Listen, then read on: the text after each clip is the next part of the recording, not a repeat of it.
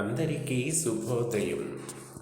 శ్రీ మార్తాండ స్తోత్రం వినిపిస్తున్నవారు బాలసుబ్రహ్మణ్యం, కలవల్లపల్లి. గాఢాంధకారహరణాయ జగద్ధితాయ జ్యోతిర్మయాయ పరమేశ్వర లోచనాయ మందేహ దైత్య భుజగర్వ విభంజనాయ సూర్యాయ తీవ్రకిరణాయ నమో నమస్తే. గాఢమైన చీకటిని హరించేవాడా, జగత్తుకు హితమును చేకూర్చేవాడా, జ్యోతిస్వరూపుడా, పరమేశ్వరుని నేత్రమైనవాడా, మందేహులు అనే రాక్షసుల భుజ గర్వాన్ని నాశనం చేసేవాడా, తీవ్రమైన కిరణాలు గలవో సూర్యదేవా, నీకు నమస్కారం. ఈ శ్లోకం సూర్యుని ప్రాథమిక శక్తిని, లోకోపకార గుణాన్ని వివరిస్తుంది. సూర్యుడు కేవలం భౌతికమైన చీకటిని మాత్రమే కాక అజ్ఞానము అనే చీకటిని కూడా తొలగిస్తాడని అంతరార్థం. పరమేశ్వర లోచనాయ అనగా శివుని 3 కన్నులలో సూర్యుడు ఒక కన్ను అని పురాణాలు చెబుతున్నాయి. ఇది సూర్యుని దైవిక ప్రాముఖ్యతను సూచిస్తుంది. మందేహులు అనే రాక్షసులు ప్రతిరోజు సూర్యోదయాన్ని అడ్డగించడానికి ప్రయత్నిస్తారని, సూర్యుడు తన తేజస్సుతో వారి గర్వాన్ని అణచివేసి లోకాలకు వెలుగును ప్రసాదిస్తాడని ఒక పురాణ గాథ. ఇది నిరంతరం చెడుపై మంచి సాధించే విజయానికి ప్రతీక. తీవ్రమైన కిరణాలతో ఆయన చీకటిని, ప్రతికూల శక్తులను నాశనం చేస్తాడు. ఛాయా ప్రియాయ మణికుండల మండితాయ సూరోత్తమాయ సరసీరుహ బాంధవాయ సౌవర్ణరత్నమకుటాయ వికర్తనాయ సూర్యాయ తీవ్రకిరణాయ నమో నమస్తే.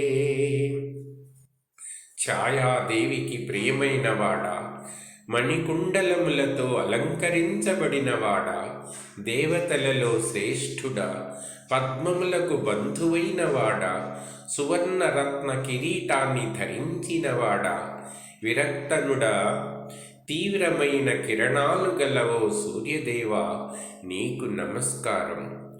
ఈ శ్లోకం సూర్యుని దివ్యమైన రూపాన్ని, ఆయన సంబంధాలను వర్ణిస్తుంది.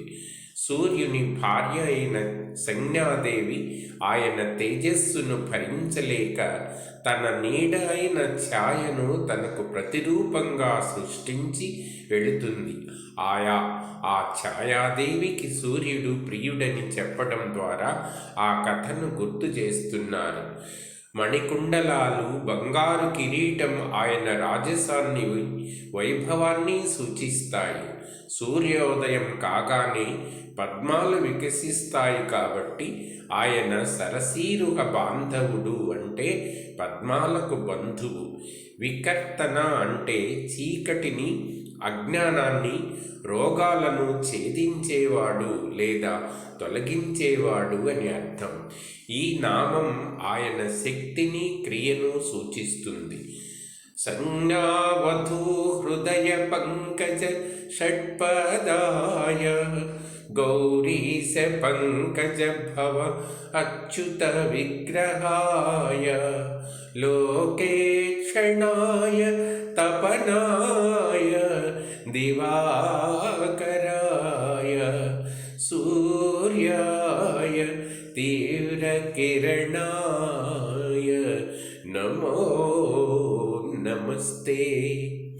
సంజ్ఞాదేవి అనే వధువు యొక్క హృదయ పద్మానికి తుమ్మెదలాంటివాడా, పార్వతీపతి అయిన శివుని పార్వతీపతి పద్మసంభవుడు అయిన బ్రహ్మ, అచ్యుతుడు అంటే విష్ణువు అనే త్రిమూర్తుల స్వరూపంగా ఉన్నవాడా, లోకములకు కన్ను వంటివాడా, తపింపచేసేవాడా, పగటిని కలిగించువాడా, తీవ్రమైన కిరణాలు గలవో సూర్యదేవా నీకు నమస్కారం. ఈ శ్లోకం సూర్యుని త్రిమూర్త్యాత్మక స్వరూపాన్ని, ఆయనకున్న వివిధ నామాల ప్రాశస్త్యాన్ని వివరిస్తుంది. సంజ్ఞాదేవి హృదయము అనే పద్మంలో ఆనందమనే మకరందాన్ని ఆస్వాదించే తుమ్మెదలాంటి వాడని వర్ణించడం ఒక అందమైన కవితాత్మక రూపం. సూర్యుడు త్రిమూర్తుల ఏకీకృత స్వరూపమని ఈ శ్లోకం స్పష్టం చేస్తుంది. ఉదయం బ్రహ్మరూపంలో, మధ్యాహ్నం విష్ణు రూపంలో, సాయంత్రం శివరూపంలో ఉంటాడని చెప్తారు. సృష్టి స్థితి లయ కారకుడు ఆయనే అని దీని భావం. లోకాలన్నింటినీ చూసే సాక్షి కాబట్టి లోకేక్షణుడు. తన వేడిమితో లోకాలను తపింపచేస్తాడు కాబట్టి తపనుడు. పగటిని సృష్టిస్తాడు కాబట్టి దివాకరుడు. ఈ నామాలన్నీ ఆయన కార్యాలను తెలియజేస్తాయి.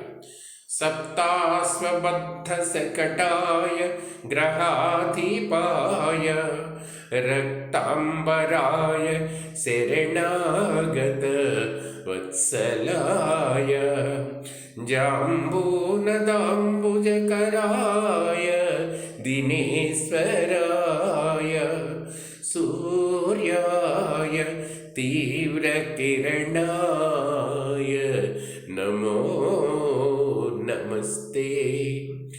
7 గుర్రములతో కట్టబడిన రథము కలవాడ, గ్రహములకు అధిపతి అయినవాడ, ఎర్రని వస్త్రాలు ధరించినవాడ, శరణు పొందిన వారి పట్ల ప్రేమ కలవాడ, బంగారు పద్మము వంటి చేతులు కలవాడ, దినమునకు ఈశ్వరుడా, తీవ్రమైన కిరణాలు గల ఓ సూర్యదేవా నీకు నమస్కారం.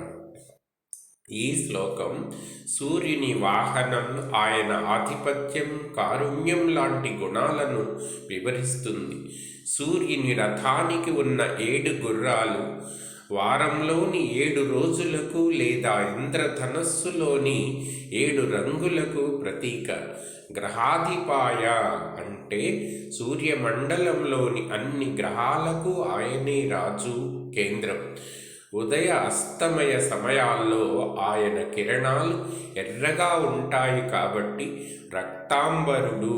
శక్తివంతమైన వాడే అయినా శరణు కోరిన వారి పట్ల వాత్సల్యం చూపే కరుణామయుడని శరణాగత వత్సలాయ అనే పదం సూచిస్తుంది. దినేశ్వరాయ అంటే కాలానికి, దినానికి అధిపతి ఆయనే అని అర్థం. ఆమ్నాయ భారభరణాయ జలప్రదాయ తోయాపహాయ కరుణామృత సాగరాయ నారాయణాయ వివిధామరవందితాయ సూర్యాయ తీవ్రకిరణాయ నమో నమస్తే. వేదముల భారాన్ని వహించేవాడా, నీటిని ఇచ్చేవాడా, నీటిని హరించేవాడా, కరుణ అనే అమృతానికి సముద్రం లాంటివాడా, నారాయణ స్వరూపుడా, సకల దేవతల చేత నమస్కారాలు అందుకునేవాడా, తీవ్రమైన కిరణాలు గలవో సూర్యదేవా నీకు నమస్కారం. ఈ శ్లోకం సూర్యుని జీవనాధారమైన లక్షణాలను, ఆయన పరమాత్మ స్వరూపాన్ని వివరిస్తుంది. ఆమ్నాయ భారభరణాయ అంటే వేద జ్ఞానానికి సూర్యుడే మూలం. ఆయనే వేదాలను రక్షిస్తాడని అర్థం. సూర్యుడు తన కిరణాలతో సముద్రంలోని నీటిని ఆవిరిగా చేసి మేఘాల రూపంలో వర్షాన్ని కురిపిస్తాడు. ఈ విధంగా భూమిపై జీవానికి ఆధారమైన జలచక్రాన్ని నడిపేది ఆయనే. ఆయన కరుణ సముద్రమంత అపారమైనది. ప్రత్యక్షంగా కనిపించే దైవం కాబట్టి ఆయనను సూర్యనారాయణుడు అని విష్ణు స్వరూపంగా కొలుస్తారు. సకల దేవతలు కూడా ఆయన శక్తిని గురించి పూజిస్తారని వివిధ అమరవందితాయ అనే పదం తెలియజేస్తుంది. ధన్యవాదాలు.